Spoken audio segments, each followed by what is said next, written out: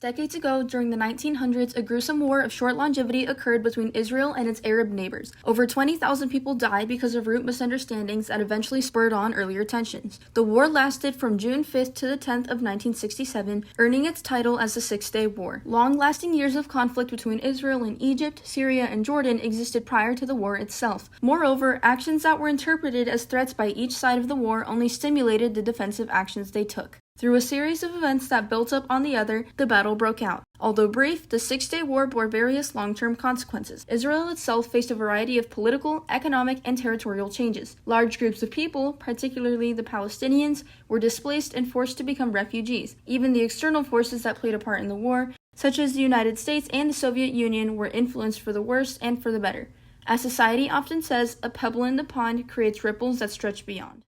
The roots of the Six-Day War date all the way back to the mid-20th century and before. The Ottoman Empire fell, and the Palestine territory that it controlled was given to Great Britain in 1922 through a mandate. Additionally, in 1945, the Holocaust came to an official end with World War II. Its consequences were deeply felt. This led to the growth of Zionism, the advocacy for Jews to return to their own land in Israel. With control over the land of Palestine and strengthened empathy for the Jewish people, the first action that the British took with the mandate was to allow Jewish migration into Palestine. This decision carved a path for Arab-Israeli conflicts. Almost 20 years later, in 1947, Palestine was divided into one Arab state, one Jewish state, and an independent Jerusalem. 1 year later, on May 14th, what was known simply as a Jewish state became officially known as the Sovereign Israel. Considering the overlap and the significance of Jerusalem as a holy city between both Judaism and Islam, conflict soon emerged. Unfortunately for the newly established Israel, the British mandate over Palestine was set to expire the following day on May 15th. British authority over the fragmented land of Palestine would diminish, giving Arab states an opportunity to take back their land. They wanted Palestine to be unified, without Israelites interfering with the state, and intended to make that a reality. In immediate response to the creation of Israel, Arab leaders declared war, marking the start of the first Arab-Israeli war in history. The 1948 Arab-Israeli War lasted until March of 1949, ending with devastating losses of lives for the Israelites and the Arabs. Despite the end of the war, no legitimate peace treaty was ever formed between Israel and its neighbors. The Arab states refused to acknowledge Israel or its government. Determined, President Gamal Abdel Nasser of Egypt denied Israeli shipping and vessels the right to travel through the Strait of Tiran in 1955. He also created diplomatic ties with Czechoslovakia and used their weapons. Israel felt threatened. 1 year later, in July, Nasser sought total control over the Suez Canal. Together, Israel, France, and Britain planned a secret strike against Egypt. Invasion by Israel into Egypt began on October 29th of 1956, propelling the Second War, the Suez Canal Crisis. With the establishment of the United Nations Emergency Forces, also known as UNEF, to serve as a blockage between Egypt and Israel, the war ended on November 7th. The peace between Israel and Egypt was fragile. The third and final war of this Arab-Israeli trilogy occurs only a decade later. The immediate causes of the war were unknowingly built upon one lie. On May 13th of 1967, the USSR, also known as the Soviet Union, gave false reports to the Arab states that Israel was preparing to attack along its border with Syria. In response, Nasser mobilized his forces along the Sinai Peninsula, requested the removal of UNEF from the peninsula, closed the Gulf of Aqaba to Israeli shipping, and signed a defense pact with Iraq and Jordan. The measures Nasser took were all acts of defense against the threat he was informed of. Likewise, Israel perceived them as preparations for war and took matters into its own hands. The Arab-Israeli relationship of the Middle East had grown to be toxic, with both sides feeling uncomfortable and at risk politically. The Arab states unified against who they saw as the common enemy, Israel. They made their intentions against Israel clear and direct. After decades of rivalry and the recent measures taken by Nasser built up to a concerning point, Israel was the first to make a move, giving the Six-Day War its position as a reaction in history. It was an Israeli reaction to the hostility exhibited by its Arab neighbors, which was also heavily influenced by the ongoing recovery of the Jewish community from the Holocaust. Furthermore, expressed in a speech given by Nasser as technical provocation, Israel would have to attack first in the war. His answers at the press conference revealed the full extent of his determination, but they also made it quite clear that Egypt would not be the one to start the shooting. If Israel attacked and started a war, well and good. Egypt would welcome such a war. But for 75 minutes, he showed that he is a consummate, but above all, a canny politician.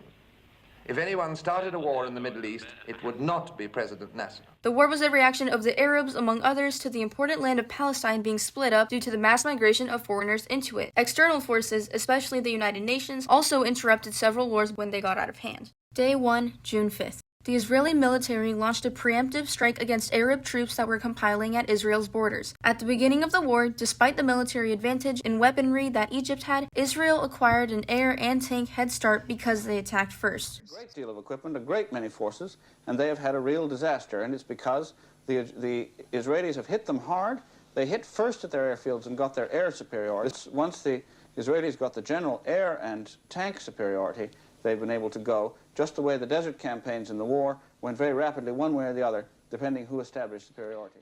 Day 2, June 6th. As the war escalated to an overwhelming level where it could have been unmanageable, the United Nations concerns grew. Israel captured the key city of Al-Arish and Sinai. Furthermore, the United Nations officially called for a ceasefire after the disarray of the war only grew. Israel and Jordan accepted the ceasefire promptly, while Egyptian and Syrian forces pushed on. Day 3, June 7th. Israeli forces drove Jordanian forces out of East Jerusalem, overwhelming the Arab states' troops. That day, the holy city of Jerusalem was captured by Israel. Considering that the Jewish population had been kept separate from Jerusalem when Israel was established, and for centuries prior to that, this was a great accomplishment that boosted Israeli morale throughout the war. With its new gain in territory, Israel also opened the Strait of Tiran, which Nasser had closed off. Meanwhile, Syria continued to shell Israeli forces. Day 5 and 6, June 9th to the 10th. The gruesome battle at the Golan Heights of Syria began. Israel attacked at the Golan Heights to prevent threats from Syria while also expanding its territory. The incursion was meant to illustrate Israel's long-lasting control and annexation over Syria. Even so, efforts by both sides to control the Golan Heights were constant.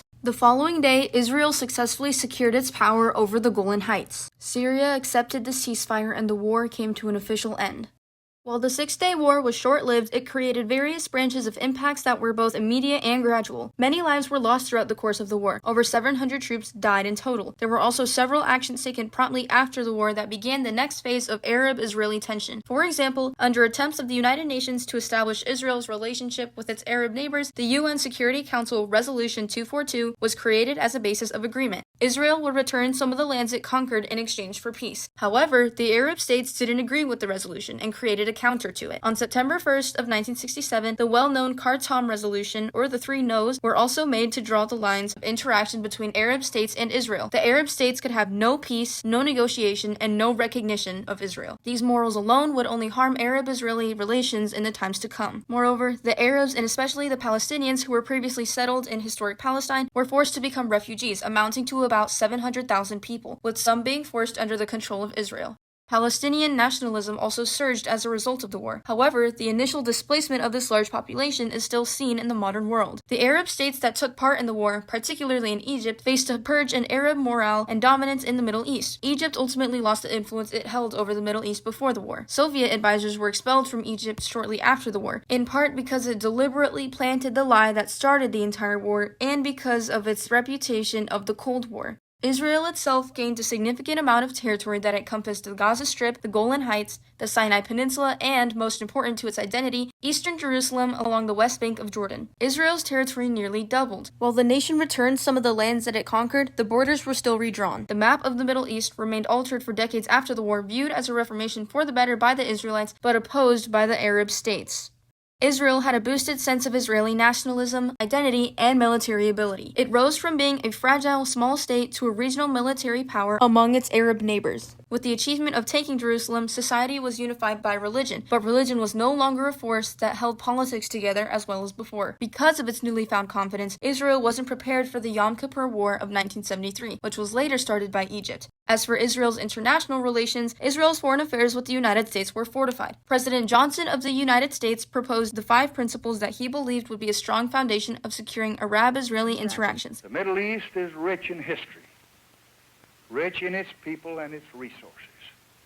It has no need to live in permanent civil war. They can count with confidence upon the friendship and the help of all the people of the United States of America. So, alongside the United Nations, the United States took on a role of peacemaking in the Middle East. Overall, the Six-Day War of the Middle East had unanticipated impacts not only on Israel and its Arab neighbors, but on international forces as well. In the rapid escalation of violence during the war, Israel experienced a shift in power. As wars, tensions, and more direct actions formed the foundations of the Six-Day War, the event was a reaction of Israel against anti-Semitism and threats, and a reaction of Arab states being forced to settle with a foreign group of people. The war brought reforms to the policies and the societies of the Middle East.